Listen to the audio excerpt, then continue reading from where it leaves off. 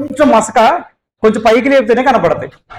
దేవుడి స్తోత్రం, దేవుడి స్తోత్రం, దేవుడి స్తోత్రం. ఫస్టే వచ్చి వీడు ఇలాంటి మాటలు చెప్పి అతను ఏంటని దయచేసి తిట్టుకోకండి. అటెన్షన్ నా మీదకి రావాలి. ఇక్కడ గొప్ప గొప్ప దైవజనులు గొప్ప గొప్ప మాటలు చెప్పారు. నాకంటే ముందు చాలా మంది చాలా మాటలు చెప్పారు. నా భాషలో చెప్పాలంటే చక్కటి బిర్యానీలు దొరికినాయి, తెల్లన్నం దొరికింది, పప్పు అన్నం దొరికింది, నెయ్యి అన్నం దొరికింది, మంచి నాన్ వెజ్ వెజ్ అన్నీ దొరికేసాయి. ఇవి ఒక విధంగా చెప్పట్లేదు, రెండు విధాలుగా చెప్తున్నా. బంగారం లాంటి శారీరక ఆహారంతో కడుపు నిండిపోయి ఉంది, ఆత్మీయ ఆహారంతో ఇందాక అయ్యగారు అన్నట్టు హృదయం నిండిపోయి ఉంది. ఇప్పుడు నేను చెప్పే మాటలు ఎక్కాలంటే చాలా కష్టతరంగా ఉంటాయి. మీకు ఎక్కేటట్టు చెప్పడానికి కూడా నేను అంత జ్ఞానవంతుని కాదు. దయచేసి నా మాటలు జాగ్రత్తగా గమనించండి. మళ్ళీ చెప్తున్నాను, సమయం అయిపోతుందంటే నేను చెప్పే మాటలు దైవజనులు అలాంటి చెప్పారు కాబట్టి మాటలన్నా తగ్గిస్తలే కానీ నేను ముందు మీకు చెప్పాలనుకున్న ఈ మాటలు తగ్గించలేదు. ఎందుకంటే ఈ మాటలు చెప్పకపోతే మీరు నా మీద ఫోకస్ పెట్టరు. నేను ఫోకస్ అయితే అవసరమైతే మీ ఇంటికి వచ్చి మీ అందరికీ ఒక్కొక్కసారి నేను చెప్పాలనుకున్న చెప్పైనా కానీ మీ బుర్ర తినేనా నేను వెళ్తాను. ఓకేనా? దయచేసి సమయాన్ని మనం మైండ్లో పెట్టుకొని ముందుకెళ్తున్నాం కాబట్టి నేను ఎంత జాగ్రత్తగా చెప్పాలని అనుకుంటున్నానో ఈ ఆత్మ సంబంధమైన మాటలు కాబట్టి, ఆత్మ సంబంధమైన మాటలు ఆత్మ పొందుకున్న వారికే అర్థమవుతాయి, అవి నార్మల్ వ్యక్తులకి అర్థం కావు.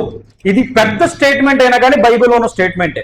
కొన్ని స్టేట్మెంట్లు కొన్ని పదాలు బైబిల్లో ఉన్నట్టు చూపించడానికి గబుక్కున ఇక్కడ మనం వచ్చి పెద్దవాళ్ళ ముందు ఉన్నప్పుడు టెన్షన్తో రెఫరెన్స్లు దొరకవేమో కానీ మ్యాక్సిమం నాకు తెలిసినంత వరకు బైబిల్లో లేని విషయాలు చెప్పడానికి నేను ఇష్టపడకుండా ఉండడానికి ప్రయత్నిస్తా.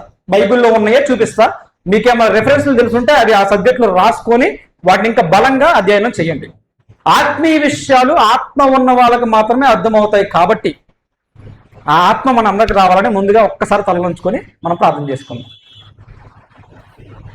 పరిశుద్ధుడా, మహోన్నతుడా, గనుడా, గొప్ప దేవుడా, ఎందుకు పనికిరాని నన్ను ఆయన తండ్రి యేసయ్యా నీ దైవ సేవకుల ముందు నాయన ప్రభువా,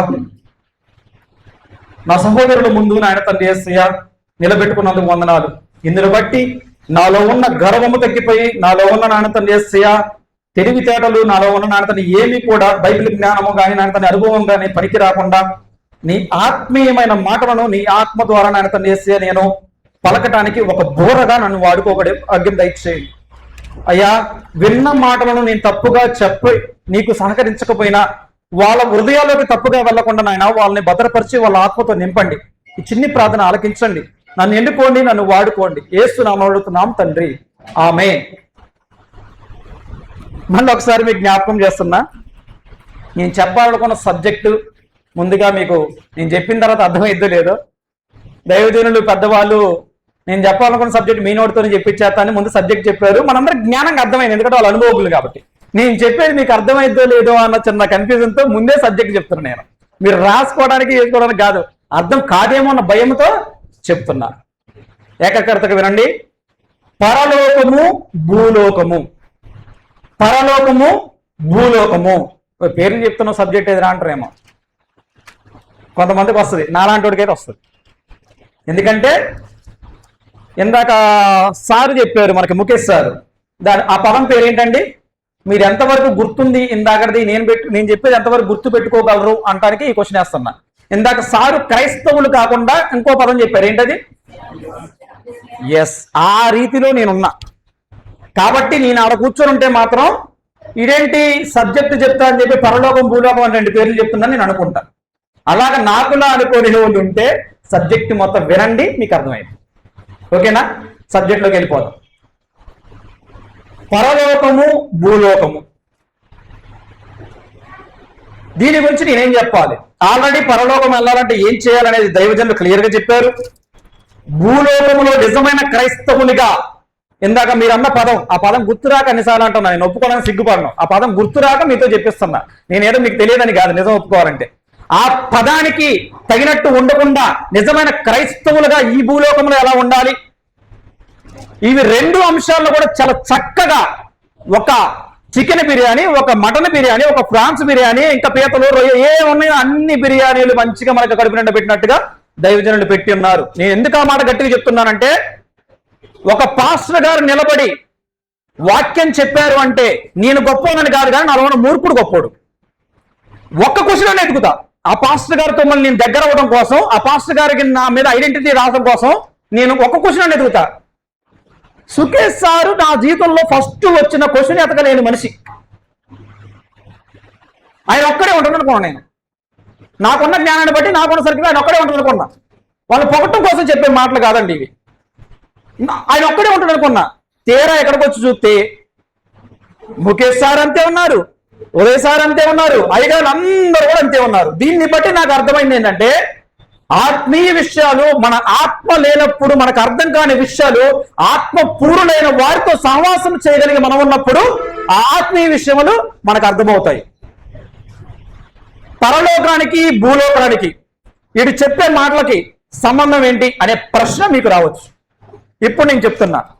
పరలోకము గురించి, పరలోకానికి వెళ్ళటం గురించి మనకు చాలా చక్కని ఇన్ఫర్మేషన్ ఇచ్చారు. కానీ అదే పరలోకములో మనము ఏముంది, ఎంత సీన్ ఉంది అక్కడ, మన భాషలో చెప్పాలంటే ఎంత అక్కడ ఏమేమి మనకి కనపడుతున్నాయి, వినపడుతున్నాయి అనే దాన్ని చూసిన వ్యక్తుల ద్వారా మనం, ఆ చూసిన వ్యక్తులు మనకి బయట వాళ్ళు అయితే మనకి ఎనసొంపుకుంటుందా అండి? ఎనసొంపుకుంటుందా? ఈ బైబిల్లోని వ్యక్తులు అయితేనే కావాలా. కాబట్టి మనందరికీ తెలిసినటువంటి యోహాను గారు రాసిన ప్రకటన గ్రంథము, యోహాను గారు రాసిన ప్రకటన గ్రంథము 21వ అధ్యాయము ఒక 5 వచనాలు ఇదొక్కటే మీతో చదివిస్తా. మిగతా అన్ని రాసుకోండి, నేను చదివించను, టైం లేదు. అసలుకే నేను లాగు. నేను సుకేష్ రావు గారి దగ్గర నేర్చుకుంది, నేను భయపడేది అక్కడికి వచ్చి టెన్షన్ పడ్డది కూడా ఒక్క మాట చెప్పి ముందుకు వెళ్ళిపోతా. పోపు నా ముందు వచ్చి నిలబడ్డా కానీ నాలో ఉన్న మూర్ఖుడు పోపు ముందు కూడా నేను వాక్యం చెప్తా అని చెప్పేసి పొగరు నాకు ఉండేది. కానీ పోపు అవసరంలా, తోపు నా ముందు ఉంటే చాలని తర్వాత నాకు అర్థమైంది. అంటే వాక్యములు తోపు అంటే ఈ లోక భాషలో మీకు అర్థం కావడం చెప్తున్నా. కానీ ఆ వాక్యాన్ని అధ్యయనం చేసి ధ్యానించి దానిలో నిజంగా అలా నిలబడిన వాళ్ళని ఏమంటారండి మన భాషలో? తోపు అంటారు. అలాంటి తోపులు నా ముందు నిలబడినప్పుడు నిజంగా నేను దేనికి పనికిరాను. ఈ రోజు టెన్షన్ వస్తుంది. స్టేజ్ మీద నా చిన్నప్పుడు లేదండి. నేను నాకు తెలిసి 8 సంవత్సరాల వయసు నుండి ప్రసంగం స్టార్ట్ చేశాను. ప్రసంగం అంటే నేను అనుకున్నా, వాస్తవానికి ప్రసంగాలు కావు, కానీ 8 సంవత్సరాల నుండి చెప్పడం స్టార్ట్ చేశా. ఎంతమంది పెద్దోళ్ళు ఉన్నా కానీ కొత్తగూడెంలో నించుంటే నాకు అర్థమైందండి. కొత్తగూడెంలో మనకి మీటింగ్ జరిగేటప్పుడు నించుంటే నాకు అర్థమైంది. గత వణుకొచ్చింది. ఎందుకంటే నిజమైన ఆత్మీయ జ్ఞానం ఉన్న వాళ్ళ ముందు నా జ్ఞానం ఎందుకు పనికిరాదని, ఆ జ్ఞానముతో, అలాంటి జ్ఞానంతో చెప్పిన వ్యక్తిని మీకు పరిచయం చేస్తూ ఆ వ్యక్తి చెప్పిన మాటలు పరిచయం చేస్తున్నా. చదవండి అమ్మ, చదివి సాయం చేయి. చదవండి.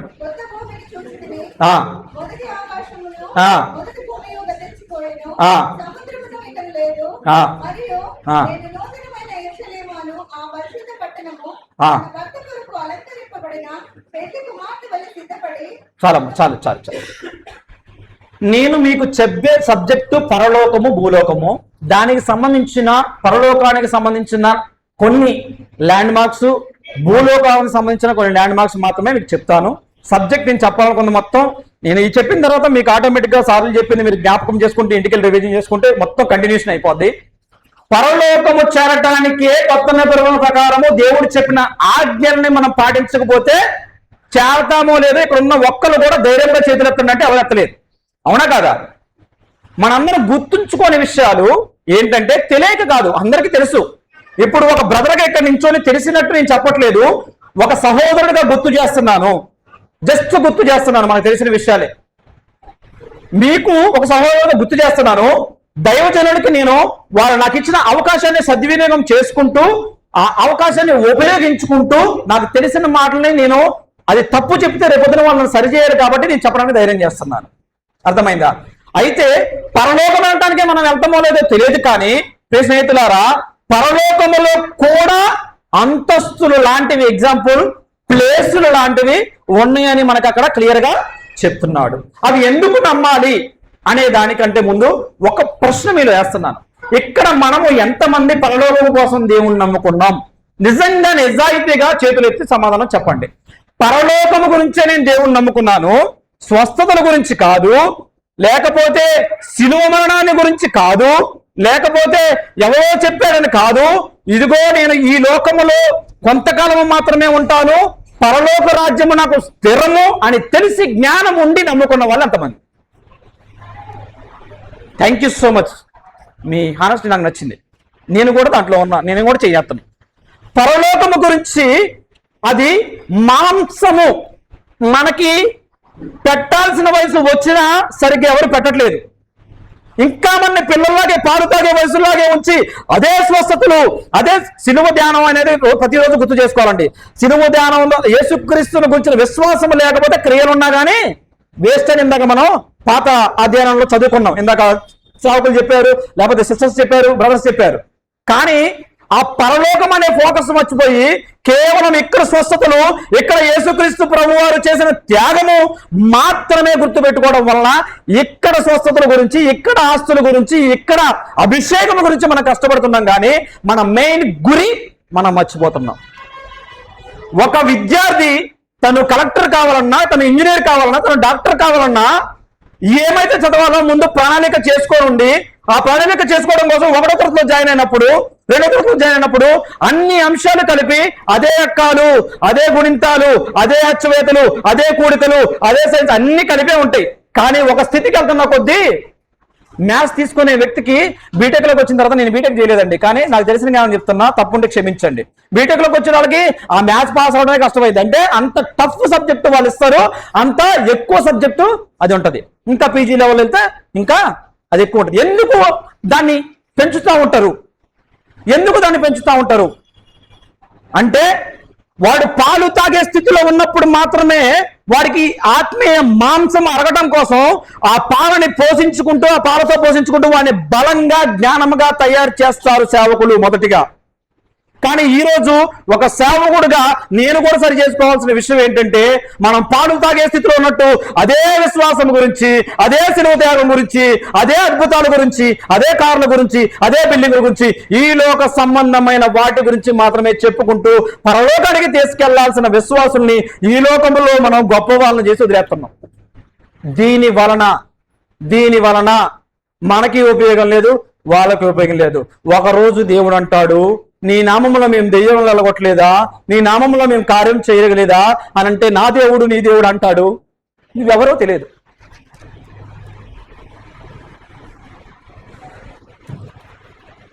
నేను చాలా దుర్మార్గుండండి. ఇదే బైబుల్ని చింపిన వాళ్ళు ఉన్నారు, ఎన్నో చేసిన వాళ్ళు ఉన్నారు. ఈ బైబుల్ నేను చాలా గట్టిగా నమ్ముతా, దేవుణ్ణి గట్టిగా నమ్ముతా. కానీ నాకు వచ్చిన ప్రశ్నలు కూడా గట్టిగా నమ్ముతా. నేను ఎదుటి వ్యక్తి చెప్పిన సమాధానము సార్లు చెప్పిన రీతిగా ఆ బైబిల్లోని కనపడకుండా నన్ను ముందు ఒకటి ఇది ఎంత ప్రశ్న, చిన్న ప్రశ్న అన్న నా యువహట్ అయింది. రెండోది, ఆ ప్రశ్నకి వెతకకుండా ఏదో తను బైబిల్లో చూపించకుండా సొంత వాక్యాలతో చెప్పినా కానీ నాకు నచ్చదు. ఎందుకంటే నేను దీన్ని క్వశ్చన్ చేయడం కోసం అడగట్లేదండి, తెలుసుకోవడం కోసం అడుగుతున్నా. అట్లా నా జీవితాన్ని 2016లో సేవ స్టార్ట్ చేసిన నేను ఒక సువార్త చేసి, నాకు 20-30 మందిని 200-300 మంది ఇచ్చిన సంఘం, నా దైవజనులు నన్ను పెంచిన వాళ్ళు ఇచ్చినప్పుడు వాళ్ళని 300 మంది చేయగలిగా, 500 మంది చేయగలిగా నా సువార్త ద్వారా. కానీ నాలో క్రియలు లేవు. దేవుడి పని అవ్వాలనేమో అక్కడ దేవుడు కార్యం జరిగించి సువార్త చేసి అందరిని తీసుకొచ్చాడు. కానీ వాళ్ళు పరలోక రాజ్యం వెళ్తారో లేదు తెలియదు. సంఘాన్ని నింపడం కోసం, నా సేవకుల ముందు నేను గొప్ప అవడం కోసం వాళ్ళని నింపాను. అలాంటి వాళ్ళనే మళ్ళీ నేను తిరిగి కలిసినప్పుడు వాళ్ళు నాకంటే గొప్పగా అవుతున్నారని చెప్పి నాలో ఉన్న ప్రశ్నలు వాళ్ళకి నేను చెప్పి, ఇదిగో నువ్వు ఎంత పోటీగాడిలాగా అంత ఆత్మీయ స్థితిలో ఉన్నావు కదా, నీ ఆత్మీయ స్థితికి పరీక్ష పడతాను. నేను దీంట్లో ప్రశ్నలు, ఎలాంటి ప్రశ్నలు అంటే, ఇందాక బ్రదర్ సిస్టర్ చెప్పినట్టు సాతాను అటు ఇటు తిరుగుతుంటే, సాతాను దేవుడి దగ్గరికి వెళ్ళి యోబు గురించి మాట్లాడిందని మీరంటారు. క్లియర్గా చదవండి ఆ ఒక్కోవచ్చును, యోబు గ్రంథము. ఇంటికి వెళ్ళిన తర్వాత చదువుకోండి. నేను తప్పైతే నన్ను క్షమించండి. భూమి మీద పనిపాట లేక అటు ఇటు తిరుగుతున్న సాతాన్ని దేవుడు పిలిచి, ఇదిగో నా సేవకుడైన యోబును నువ్వు చూసావా? ఎవరు పిలిచారండి? ఆది అంతాలు తెలిసిన దేవుడు, పుట్టుపూర్వత్వాలు తెలిసిన దేవుడు, మొదటివాడు కడపటివాడు, ఇలాంటి నా దేవుడు యోబు గురించి అంతగానం తెలిసి కూడా ఎందుకు సాతాన్ని పిలిచి మరి సాతాంతో పెట్టివేయడం? వై? ఎందుకు అంటే దానికి ఇన్ని రోజులు కూడా నాకు సమాధానం దక్కలేదు. కేవలం సారు పరలోకము భూలోకము అనే ఒక ప్రశ్న నాకు ఆ సబ్జెక్ట్ నా ముందు నుంచి నువ్వు దీన్ని చెప్పు అంటే, నేను వాస్తవానికి నేను భయపడ్డది ఏంటంటే, సార్లే ఇలా ఉంటే సార్ల దగ్గర ఉన్న యవనస్తులు ఎలా ఉంటారు, వాళ్ళందరి ముందు మనం పరికమాలలో అయిపోతాం.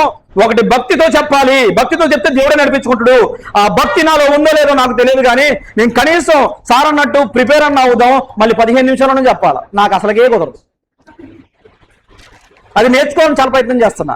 అలాంటి స్థితిలో నేను అధ్యయనం చేస్తున్నప్పుడు నా దేవుడు నాకు చెప్పినటువంటి మాట, అది నేను అర్థం చేసుకున్నటువంటి మాట, అది కరెక్ట్ కాదు మీరు అధ్యయనం చేయండి, దైవ సేవకులను సరిచేయండి. మనం చేసిన పాపం వలన, తినొద్దన్న పండు తినటం వలన మనము ఆల్రెడీ దేవుడు వంటి వారం అయిపోయామని ఆదికాండం 3వ అధ్యాయము ఐ థింక్ మేబీ 25 వచ్చినం అనుకుంటా, ఒక్కసారి చదవండి, లేకపోతే నేనే చదువుతా. అప్పుడైనా 22 వచ్చినము, ఆదికాండము 3వ అధ్యాయము 3వ పేజీ. అప్పుడు దేవుడైన యెహోవా, ఎవరండి? దేవుడైన యెహోవా, ఇదిగో మంచి చెడ్డలను ఎరుగునట్లు ఆదాము మనలో ఒకటి వంటి వాడాయను. కాబట్టి అతడు ఒకవేళ తన చేయి చాచి జీవవృక్ష ఫలమును కూడా తీసుకొని తిని నిరంతరం జీవించునేమో. ఇది నా జీవితంలో ఒక పెద్ద క్వశ్చన్ లా ఉండేది. ఆ క్వశ్చన్ మీకు వేయను, ఎందుకంటే నా విశ్వాసం వలన మీరు అవిశ్వాసులు అయిపోతారు. కానీ ఈ రోజు నేను ఆ విశ్వాసం కోల్పోయి మంచి విశ్వాసంలోకి వచ్చా, కాబట్టి అది మీకు ప్రశ్న వేయను. ఇది నాకు ఎందుకు రుజువైందంటే, ఈ రోజు నేను గర్వంగా నిలబడడానికి కారణం ఎందుకైందంటే, పరలోకము గురించి నేను తెలుసుకోవాలి, ఈ లోకంలో ఉన్న దాని గురించి నేను తెలుసుకోవాలని పోరాడుతూ ఉంటే నాకు ప్రశ్నలు ఎదురవుతున్నాయి. ఈ ప్రశ్నలు అంటే మాంసము నా దృష్టిలో. ఈ మాంసంని నేను తినే ముందు అసలు నేను ఇంకా పిల్లోడ్లాగే ఉన్నప్పుడు, ఇదిగో నేను పిల్లోడ్లాగా పాలు తాగాల్సిన అంశం ఏంటంటే, ముందుగా కొత్త నిబంధనలోని సువార్తలు, దేవుడు గురించిన సువార్తలు, అంటే దేవుడు నా కోసం పుట్టాడు, నా కోసం ప్రాణం పెట్టాడు అని నేను నమ్మటం నాకు పాలు. రెండవదిగా ఈ లోకంలో మనకు ఉండాల్సినవి చెప్తున్నా నేను, ఉన్నాయి తర్వాత చెప్పుకుందాం. ఉన్నాయి నేను చెప్పకపోయినా టైం వేస్ట్ అయిపోయినా మీకు తెలుసు ఈ లోకంలో ఏమున్నాయో. ఈ లోకంలో ఉన్న వాటికంటే ఈ లోకం ఎక్కడుందో మీకు తెలుసా? ఈ లోకం ఎక్కడుందో మీకు తెలుసా? మీ చేతిలో ఉంది. మీ చేతిలో అంటే ఏంటండి? వినపడట్లే, ఇందాక కళ్ళుగా సరిగ్గా కనపడవున్నాక చెవులు కూడా వినపడవు. యూత్ మీటింగ్ నాకు అర్హత ఉందో లేదు తెలియదు, గారు దయచేసి నా రూపాన్ని బట్టి అర్హత ఇవ్వండి. పాటలు మొత్తం ఓకే, రైట్. ఈ లోకం మన చేతిలో ఉంది, ఇక దాని గురించి నేను చెప్పను. ఆ లోకంలో ఏమున్నాయో మీకు తెలుసు. కానీ ఈ లోకంలో మనకి అవసరమైంది ఏంటి? పరలోకం చేరాలంటే, పరలోకంలో ఉన్న వాటిని తెలుసుకోవాలంటే, అంటే ఈ లోకంలో మనకి దేవుని గూర్చిన జ్ఞానం, ముందుగా ఆయన మన కోసం దిగి వచ్చాడని చెప్పి ఎవరికైతే నిజంగా రియలైజ్ అయ్యి మన కోసం మాత్రమే ప్రాణాలు పెట్టాడని చెప్పేసి ఎవరైతే రియలైజ్ అయ్యి ఆ పాలను దాగి, అవేంటంటే తల్లికి మొదటిగా మొదటిగా వచ్చే పాలు లాంటివి, చాలా అమూల్యమైనవి, దేవుని సువార్త. అవి తాగిన తర్వాత సైంటిఫిక్ గా కూడా 3 రోజులు 1 రోజు తల్లికి మొదటగా వచ్చే పాలు తాగిన వాళ్ళకి హెల్త్ ఇష్యూస్ తొందర రావంట, నాకు తెలిసిన జ్ఞానం బట్టి. అలా తాగిన తర్వాత మనము ఐక్యమత్యంగా ఈ లోకంలో ఇంకా సర్వైవ్ అవ్వాలి. మనం దేవుడి గురించి తెలుసుకున్నప్పుడు చచ్చిపోతున్నాం అండి, చచ్చిపోవట్లే కదా, ఇంకా బతుకుంటున్నాం కదా. ఎందుకు బతుకుంటున్నాం కదా సార్ చెప్పారు, అవునా కదా? ఆ బతుకుండే క్రమంలో మనం ఐక్యత కలిగి ఒకరితో సవాసం కలిగి ఉండాలి. కాబట్టి మనలోని ఈ యేసుక్రీస్తు విశ్వాసమును దృఢమైన విశ్వాసముగా, బలమైన విశ్వాసముగా మనము గుర్తు చేసుకోవడానికి, మనం ఇంకా దాన్ని ఏమంటారు అనుమానించుకోవడానికి లోతైన విశ్వాసంలోకి మనం వెళ్ళాలి. రెండో స్టెప్ ఈ లోకంలో. మొదటి విశ్వాసంలోకి వెళ్ళాలి, అక్కడ ఆగిపోతున్నాం మనం, నిజంగా నేను చెప్పడానికి మొహమాటపడ్డా. ఇది మీకు కాదు, నాకు కూడా దేవుడు చెప్తున్న మాట. విశ్వాసం నుండి మనం అక్కడే ఆగిపోతున్నాం, విశ్వాసం నుండి లోతైన విశ్వాసంలోకి వెళ్ళాలి.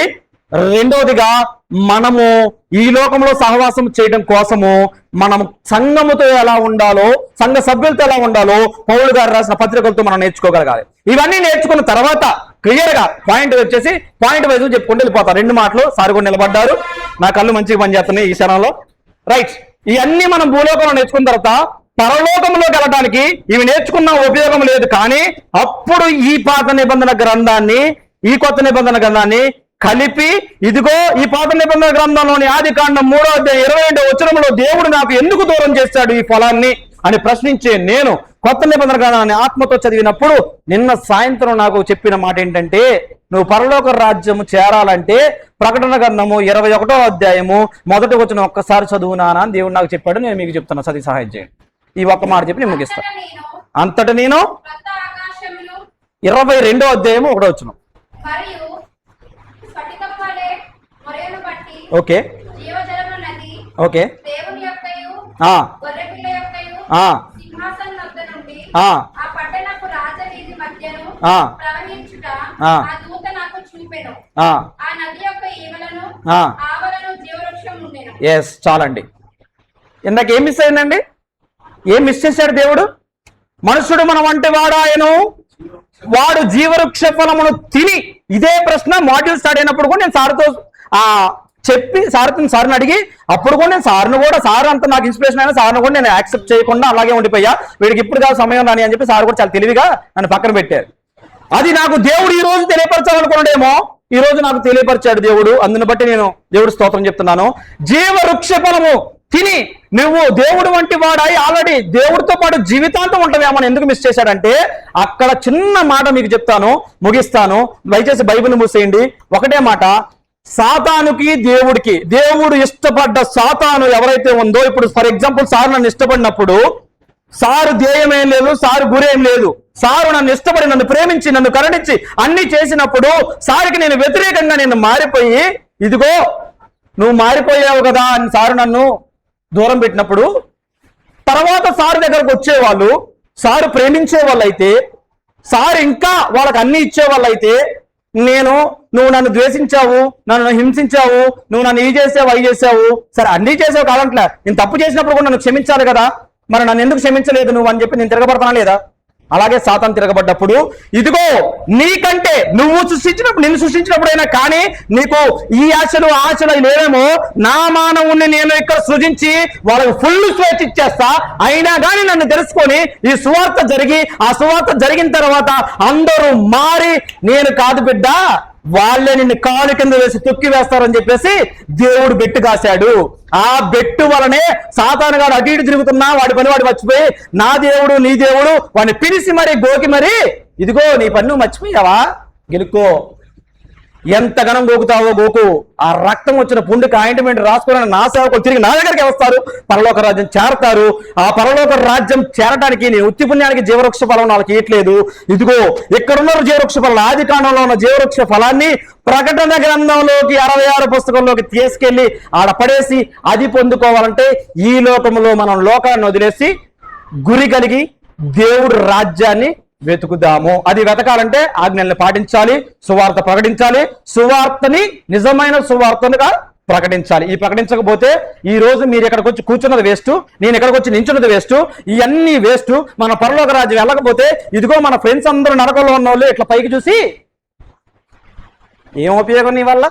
బైబిల్ పట్టుకొని తిరిగావు, వ్యాపారం మానేసి ప్రతిరోజు బైబిల్ పట్టుకొని తిరిగావు, సుకేష్ అన్న అన్నావు, లేకపోతే ముఖేష్ అన్న అన్నావు, లేకపోతే మోహన్ తమ్ముడు అన్నావు, ఇంకోడు. మరి ఏదయ్యా నీ విశ్వాసము? నాతో పాటే నరకంలో ఉన్నావు. ఏమండి? అలాంటి స్థితికి మనం దిగజారకుండా, గేలి అవ్వకుండా, ఎగతాళి అవ్వకుండా, అవమాన పాలవ్వకుండా ఉన్నామంటే నిజమైన సత్యాన్ని తెలుసుకొని పరలోక రాజ్యంలోకి మనం చేరదాము. అందులో ఉన్న 3 అంతస్తుల గురించి మనం ధ్యానిద్దాము. ఆ 3 అంతస్తులు 21వ అధ్యాయం 22వ ప్రకటన గ్రంథంలో ఉంటాయి. దాన్ని చదవండి. పరలోకంలో కూడా మనకు ధనం ఉంది, పరలోకంలో కూడా మనకు అంతస్తులు ఉన్నాయి, పరలోకంలో కూడా మనకు దేవుడి పక్కన ఉండే అర్హత అప్పుడు కూడా లేదు మనకి. దాని గురించి మీరు చదివి తెలుసుకోండి. మీకు ఇదే అసైన్మెంట్. నాకు ఈ సమయం ఇచ్చినటువంటి నిజంగా నేను ధన్యుడిలా ఫీల్ అవుతున్నాను. ముందుగా నన్ను సజీవుని వచ్చిన దేవునికి ఈ ముందు చెప్పాల్సిన మాటలు లాస్ట్ ఎందుకు చెప్తున్నాను, నాకు టైం ఉండదని. దీనికైతే ఇది చెప్పడానికి ఖచ్చితంగా ఎట్లా టైం దొరికింది. అయ్యగారికి, ఉదయ గారికి తండ్రి సమానులు, ఆయనకి నా సహోదరులు సమానులు. నిజంగా ఆ జ్ఞానంలో నేను నిజంగా నాకు పెళ్లి కాకపోయింటే నిజం మాట చెప్తున్నా, వాళ్ళ దగ్గర ఉండిపోయి ఏ పని చేసుకుంటానో వాళ్ళతో ఉండిపోతాను. నేను అలాంటి స్థితిలో ఉన్నా. అయింది కాబట్టి నేను కవర్ చేసుకోవడం కాదు, నిజంగా నాకు అలాంటి వాళ్ళు దొరకలేదు. ఈ రోజు దొరికినందుకు నేను దేవుడికి స్తోత్రం చేస్తున్నాను. నిజంగా నాకు ఈ సమయం ఇచ్చినందుకు మీ అందరికీ నా హృదయపూర్వక వందనాలు.